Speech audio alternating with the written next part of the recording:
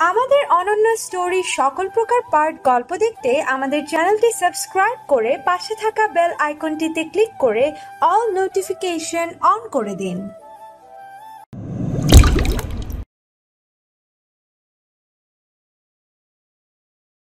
পিছন থেকে কে একজন বলে উঠল। রিয়া আর নেহাল দুজনেই কারোর কথায় পিছনে ফিরে তাকালো। রিমা আর মিম একসাথে এগিয়ে আসছে তাদের দিকে। রিয়া তাদের দেখে কিছুটা অবাকই হলো। রিমা, তুই কখন এলি? আর মিম, তুই তো ক্লাসে গিয়েছিলি তাই না?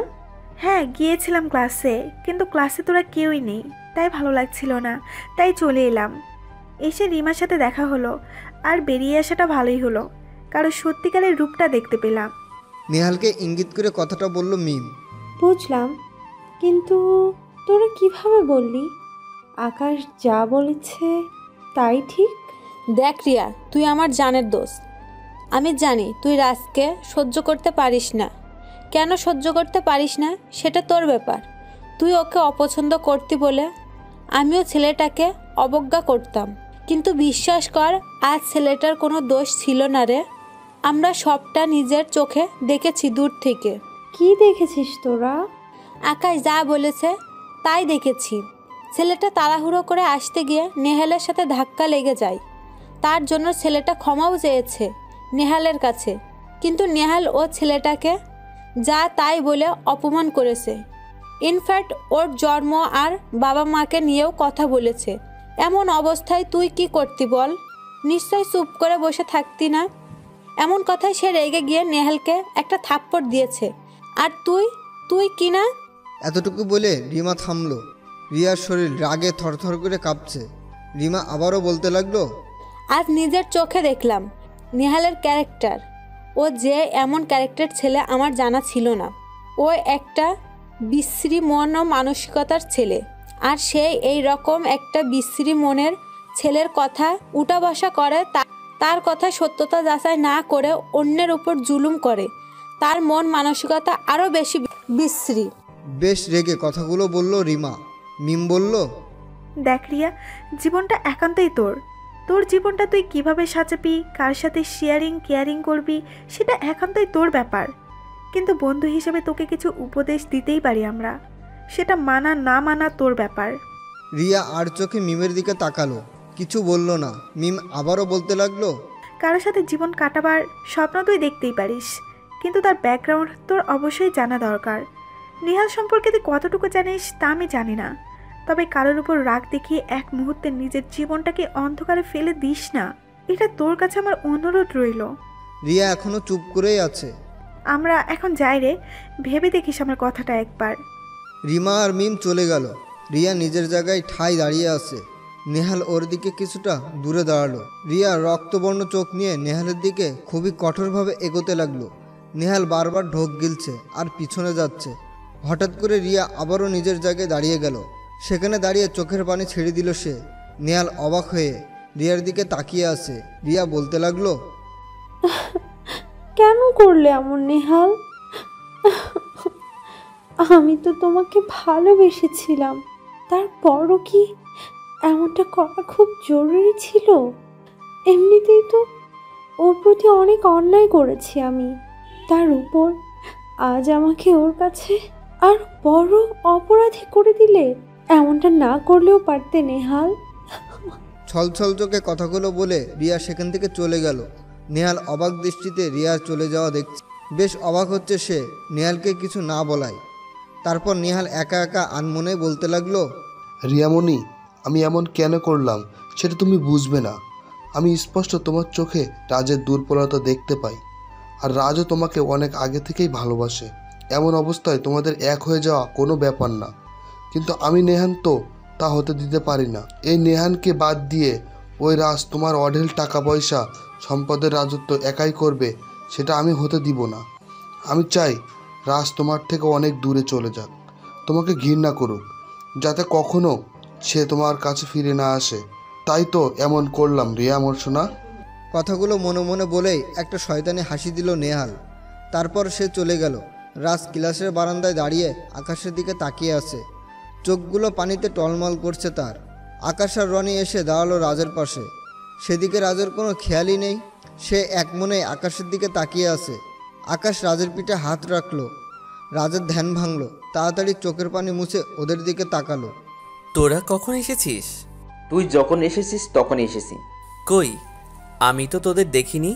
তোর পিছনে ছিলাম, দেখবি কিভাবে? ও, তুই এমন কেন রে রাজ? তুই তো একটা ছেলে, কেন অন্যের করা লাঞ্ছনা সহ্য করিস? কেন প্রতিবাদ করিস না?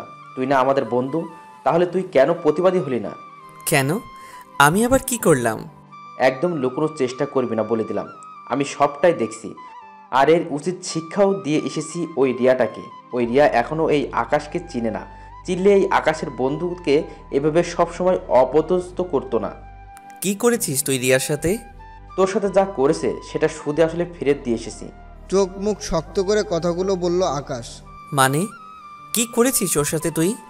এমনিতেই ও আমাকে ঘৃণা করে, তার উপর তোরাও যদি ওর সাথে উল্টাপাল্টা কিছু করিস তাহলে তো ওর কাছে আমি আরও ঘৃণিত হয়ে যাব রে। থাপ্পড় খাবি একটা। ও থেকে ঘৃণা করলো নাকি খারাপ বললো সেটা তুই কেন ভাববি? নিজের খেয়ে অন্যের গরু চড়াবি কেন? বেশি কথা বলবি না, ক্লাসে চল। চল। রাতে রিয়া ছাদে বসে আকাশের দিকে তাকিয়ে আছে। বরাবরই রাজের কান্না ভরা মুখটা তার চোখে ভেসে আসছে। সেই সাথে রিমা আর মিমের কথাগুলো কানে বাজছে তার। কি করবে বুঝতে পারছে না রিয়া, কিন্তু সে বেশ বুঝতে পারছে রাজের সাথে সে অন্যায় করেছে। আজকাল রাজ আমাকে খুব এড়িয়ে চলছে, আমার দিকে তাকাই না পর্যন্ত। তাহলে কি রাজ আমাকে এখন আর ভালোবাসে না? ভাবতেই বুকে ব্যথা অনুভব হলো তার। পরক্ষণে আবার ভাবলো, আমার কেন এরকম অনুভূতি হচ্ছে? আমি তো নেহালকে ভালোবাসি, যদিও রাগের বশে ওকে ভালোবেসেছি, কিন্তু বেশিছি তো। তাহলে রাজ আমাকে ভালোবাসলো কি বাসলো না সেটা ভেবে কেন আমি কষ্ট পাচ্ছি? অনেক প্রশ্ন জমা হয়ে আছে রিয়ার মনে, কিন্তু কোনো কিছুরই উত্তর খুঁজে পাচ্ছে না সে। নানান কথা কল্পনা জল্পনা করতে লাগলো রিয়া। এমন সময় পিঠে কারোর হাতের ছোঁয়া পেল সে। চোখ তুলে তাকাতেই দেখলো মা দাঁড়িয়ে আছে। মা, তুমি এত রাতে এখানে? তুই সেই কখন থেকে ছাদে এসে বসেছিস, রাতে খাসনি পর্যন্ত। কিছু হয়েছে কি তোর? আমার আবার কি হবে? তুমি খামোখায় টেনশন করছো। কিছু না হলেই ভালো। এখন নিচে আয়, খেয়ে ঘুমাবি, অনেক রাত হয়ে গেছে। তুমি যাও মা, আমি আসছি। আসছি বললে হবে না, এখনই আয়। মেয়েরা এত রাত পর্যন্ত ছাদে থাকলে কেমন দেখা যায়। চল, তোকে খাইয়ে আমি ঘুমাবো, তোর বাবাও ঘুমিয়ে গেছে। চলো। রাত বাজে 1:30। এখনও ঘুম নেই রাজের চোখে। সে কখন থেকে বিছানায় এপাশ ওপাশ করছে, কিন্তু ঘুম তার চোখে ধরা দিচ্ছে না। নিজের মনে নিজেই ভাবছে, অনেক কষ্টে তোমাকে বলতে চেয়েছিলাম, নিজেকে স্বাভাবিক করতে চেয়েছিলাম, কিছুটা স্বাভাবিক হয়েও গেছিলাম আমি। তাও আবার কেন আমাকে অস্বাভাবিক করে দিলে? কেন আমাকে আবারও কষ্ট দিলে? আমি কি এতটাই খারাপ যে আমাকে এত ঘৃণা করতে হয় তোমার? নিজের অজান্তে কান্না করে দিচ্ছে রাজ। নিজেকে অনেক ছোট মনে হচ্ছে তার। পরের দিন আর ভার্সিটিতে যায়নি রিয়া। সারাদিন ঘুমিয়েছে আর বিকেলবেলা গিয়ে ছাদে বসেছে। ছাদে বসা মাত্রই ফোনে কল এলো রিয়ার। ফোনের দিকে কিছুক্ষণ তাকিয়ে থেকে রিসিভ করলো সে। হ্যাঁ বলো, কল দিয়েছো কেন? রাগ করে আছো সোনা? সরি, মাফ করে দাও আমাকে। বাজে কথা রাখো, ফোন করেছো কেন সেটাই বলো। এখনো রেগে আছো? অবশ্যই রেগে থাকাটাই স্বাভাবিক। আমাকে মাফ করো বাবু। আমি ভেবেছিলাম ওই রাত ছেলেটা তোমাকে ইম্পসিবল করতে চেয়েছে। তোমাকে খুব ভালোবাসি, তাই ভয় হয়েছিল যদি ওই তোমাকে আমার কাছ থেকে কেড়ে নেয়, তাই এমন করেছিলাম। তোমাকে ছাড়া আমি বাঁচবো না সোনা। মনে হয়েছিল যদি তোমাকে হারিয়ে ফেলি, তাই এমন করেছিলাম। মাফ করে দাও বাবু। আচ্ছা ঠিক আছে, তবে আর কখনো এমন করো না নেহাল। আমাকে ওর কাছে আর অপরাধী করো না। আচ্ছা সোনা, এখন রাখছি। Okay bye. রিয়া ফোনটা কেটে দিল। ওদিকে নিহাল বসে বিজয়ের হাসি দিল। তার অভিনয় করে বলা কথাগুলো কাজে দিয়েছে। রিয়া বসে ভাবছে নিহালের কথাগুলো। ও তো ঠিকই বলেছে। কে চায় তার ভালোবাসাকে অন্য কেউ ছিনিয়ে নিয়ে যাক? নেহাল তো ওর ভালোবাসা নিজের করে রাখার জন্যই এমন করেছে। ও তো কোনো অন্যায় করেনি। যার ভেতর হারানোর ভয় আছে সেই তো সত্যিকারে ভালোবাসতে জানে। নেহাল আমাকে হারানোর ভয়ে এরকম করেছে। ও আমাকে অনেক বেশি ভালোবাসে, তাই এমন করেছে। ও কোনো অন্যায় করেনি। না, নেহালই ঠিক।